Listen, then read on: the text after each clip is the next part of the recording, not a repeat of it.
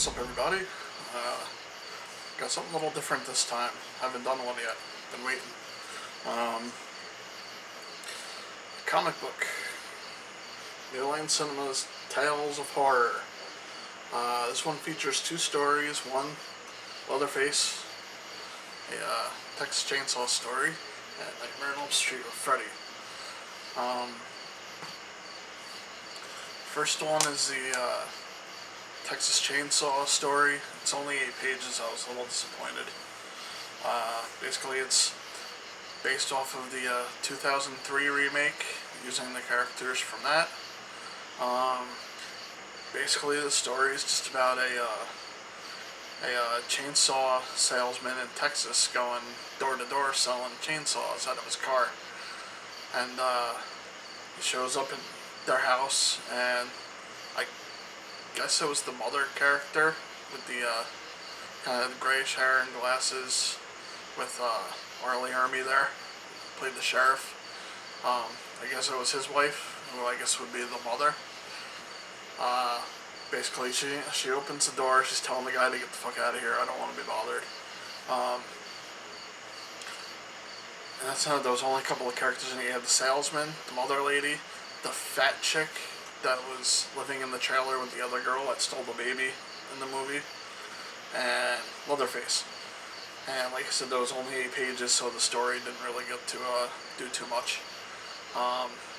So basically, this guy shows up, and he won't go away, so they invite him in for dinner and let him show her the chainsaw as long as he gets the hell out of there afterward.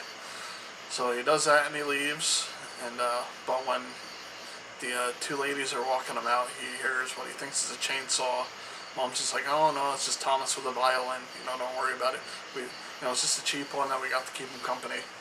And but the 2 women go away, and he grabs his chainsaw, goes to go back up to the house, and he realizes it's after midnight, so then he leaves, and then Leatherface comes walking out as the guy's driving away. I wasn't a big fan of the artwork for that story. Like I said, it was only 8 pages, so there wasn't much to it. That's why there was only a couple of characters in it. Leatherface was only in 3 panels in the story, so he basically had nothing to do with it. They put him on the cover, and it was basically nothing. And one of the 3 panels, you didn't even get to see his face. It was just like from the waist down with him holding a bloody chainsaw. So, like I said, I was kind of disappointed with that one. If you're only gonna have a couple of pages and just doing like something simple like that, why even bother? You could have used those extra 8 pages for Freddy. And on that note, the Freddy one was pretty decent. It was 14 pages. I would have liked to. The story was cool. I would have liked to see them add the other 8 pages to it. But basically, the story starts off with Freddy and chasing this naked chick in her dreams, and just as Freddy's about to kill her, she wakes up to see what appears to be Freddy in the real world coming out of her closet and kills her. And this guy's a copycat, and Freddy sees this dude kill her. There was one thing I liked about the story. We kind of see how Freddy can peek into people's dreams and stuff. So we get to see kind of like his little domain and how he runs stuff where he is. So basically in the story, there's a copycat serial killer that blackmails Freddy. He says he's Freddy's #1 fan. He kind of reminds me of the chick from Misery. He's his #1 fan. So yeah, after Freddy died, this dude dressed up as Freddy. He's got a glove and everything, dresses up like him, and he stalks and kills girls, trying to continue on with Freddy's legacy. But he's got it set up to where, if Freddy kills him, he's going to get found out. So he kind of blackmails Freddy into keeping him alive, but, Freddy doesn't want a partner, so the guy kind of tips Freddy off that there's others like him that are fans, and, kind of worship him as a god. And then Freddy realizes, hey, there's one in every town. So he invades this other kid's dream, and he has the kid help him uh, you know, overcome the copycat, and so he's able to take him out, and then, he kind of turns this other kid that he got. He kind of turns the promise that he gave the kid against him, because he told the kid he was going to show him what like pain and torture was all about, killing people. So he uses that to kill the kid himself.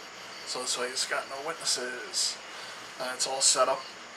It comes back on the copycat dude to where the cops show up and everybody's dead, and I think it was the copycat dude doing it all these years, not Freddy.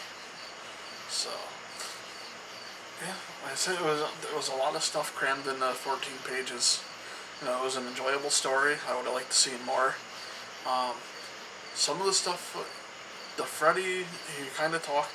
He was a talker and stuff, kind of like he was in later movies.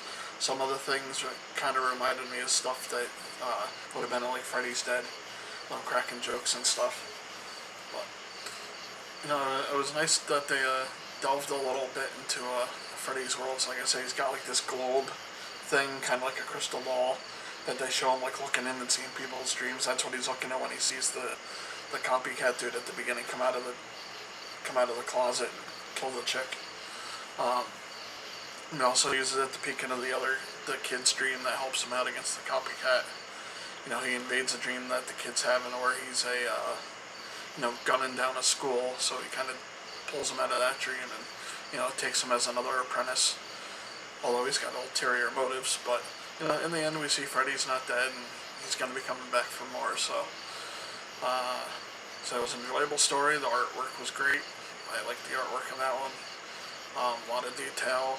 Some of the panels in it, the dude, he did look quite a bit like Robert Englund, dressed up as Freddy Krueger. I was very surprised by some of the artwork in it. And there's a naked chick at the beginning of the story, so how can you go wrong there? There's lots of blood and guts, Freddy killing people. That's what this is all about.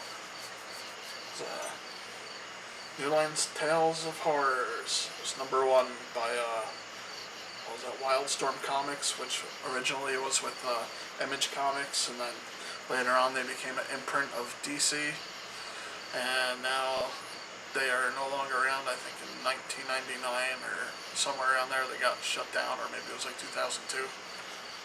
No, 2010, I'm sorry. DC shut them down, so they're not around anymore. And DC kind of split up their properties and stuff, but it's funny. I don't mind showing movie clips in my reviews, but I really don't want to show anything out of here and get in some trouble. But I will show you one page with just to show you the kind of the detail in the Freddy artwork. It's pretty cool. I don't know how well you can see that. Freddy, and that one he kind of looks like him.